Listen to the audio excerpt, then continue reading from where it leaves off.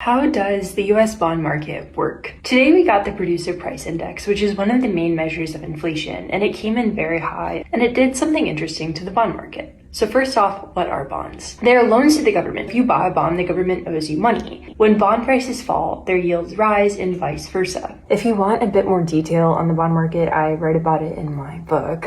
A 2-year treasury is a US government bond that matures in 2 years.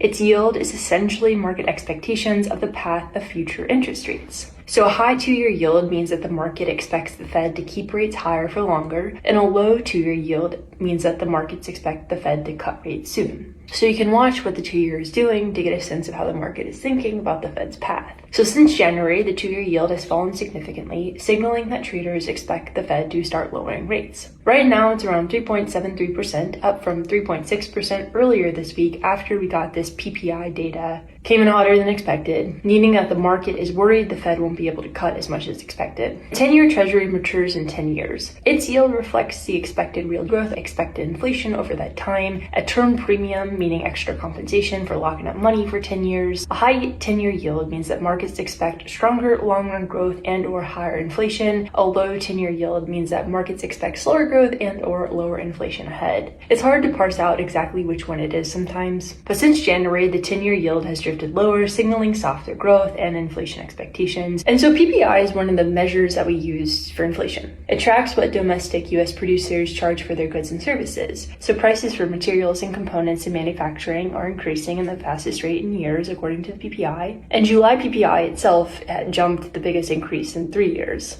Much of this is tied to tariffs causing an increase in import costs. Companies will likely start passing on those costs, as the Goldman Report said. So that's why the 2-year yield went up, the expectation of higher rates, or maybe not as many rate cuts. But bond yields themselves are an important arbiter of truth. In the UK in 2022, Prime Minister Liz Truss announced large unfunded tax cuts in a high inflation environment. Investors panicked, they sold UK bonds, yields spiked, and the pound fell. The fiscal plan seemed reckless, and she got compared to a cabbage. So if US investors thought a Trump administration's policies, these big tax cuts, these trade wars, the deficit expansion, would worsen inflation or fiscal sustainability, we could see a similar spike in yields. And so a yield spike in that scenario would be less about normal growth expectations and more about a risk premium. It's basically the market saying this country is really risky. You got to pay us a lot to invest in you and take on your debt. And so bonds are just this important arbiter of truth. You can't really manipulate them because it's the market, and that's why the bond market matters.